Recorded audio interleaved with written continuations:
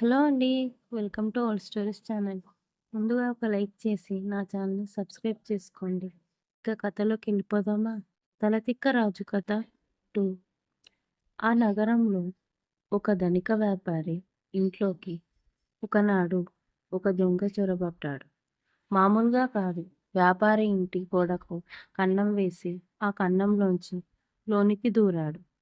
లోపల ఉన్న విలువైన వస్తువులన్నీ మూటగట్టుకొని ఇక బయటపడదామనుకునేలోగా వాడు కన్నం వేసిన గోడ నిలువునా కూలింది. వాడు తను త్రవ్విన గోడ కింద తానే పడి చచ్చిపోయాడు. అయితే ఆ దొంగ తమ్ముడు రాజుగారి దగ్గర పోయి వ్యాపారి మీద ఫిర్యాదు చేశాడు.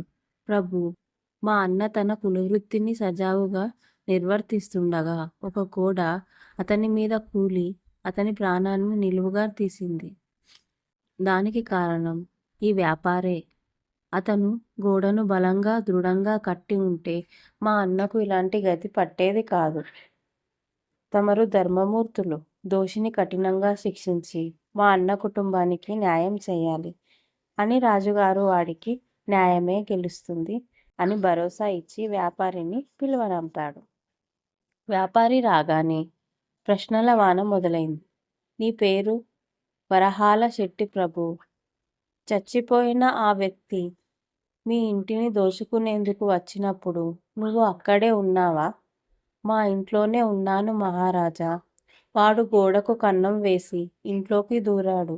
గోడ బలహీనంగా ఉంది. అది వాడి మీదనే కూలింది. దోషి తన నేరాన్ని ఒప్పుకున్నాడు. దోషి కట్టిన గోడ ఒక వ్యక్తి ప్రాణాలను హరించింది. దీనికి పూర్తి బాధ్యత దోషిదే.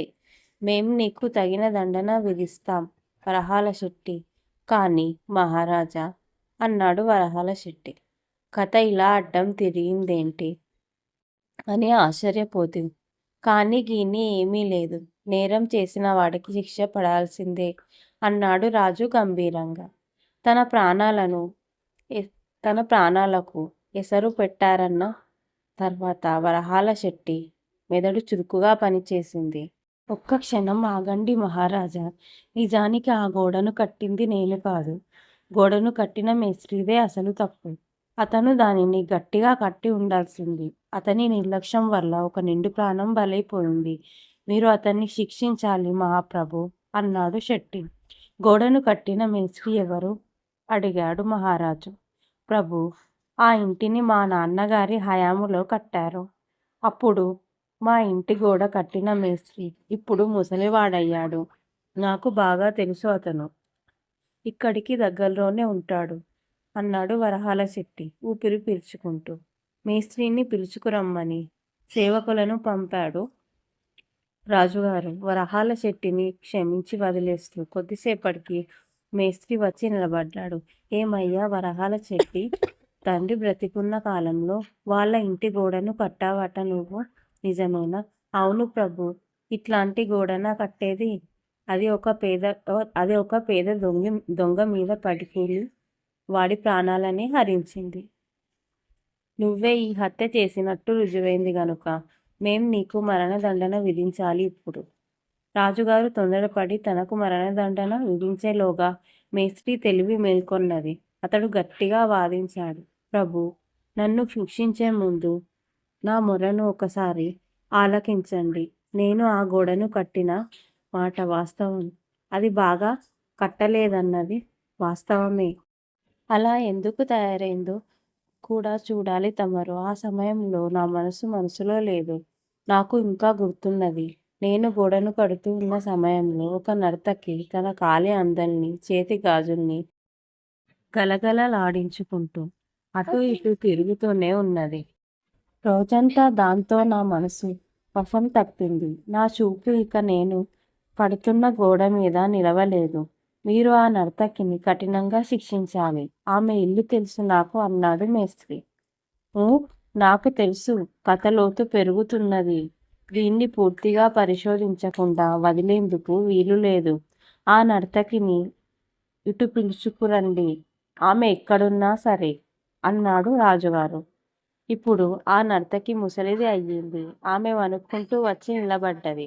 పాపం, ఈ మనిషి అక్కడ కూర్చొని గోడ కడుతున్నప్పుడు నువ్వు గాజులు, అందెలు గలగలలాడించుకుంటూ వీధిలో అటూ ఇటూ తిరిగావా?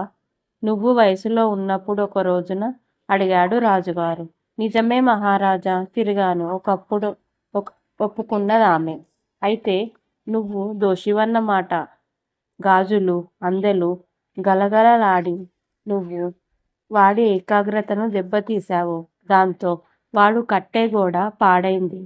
ఇది ఒక పేదవాడి మీద కూలి వాడి ప్రాణం తీసింది. నీ మూలంగా ఒక అమాయక ప్రాణం బలైంది. నీకు శిక్ష తప్పదు. ఆమె ఒక్క క్షణం ఆలోచించి అన్నది. మహారాజా, ఆగండి. నేను ఆ రోజున అట్లా రోడ్డు మీద అటూ ఇటూ ఎందుకు తిరిగానో గుర్తుకు వచ్చింది. ఇదంతా ఒక కంసాలి చేసిన పని. నేను అతనికి కొన్ని బంగారు నగలు చేయమని డబ్బులు ఇచ్చాను. అతడు వాటిని ఇప్పుడిస్తాను అంటూ ఆ రోజంతా తిప్పుతూనే ఉన్నాడు.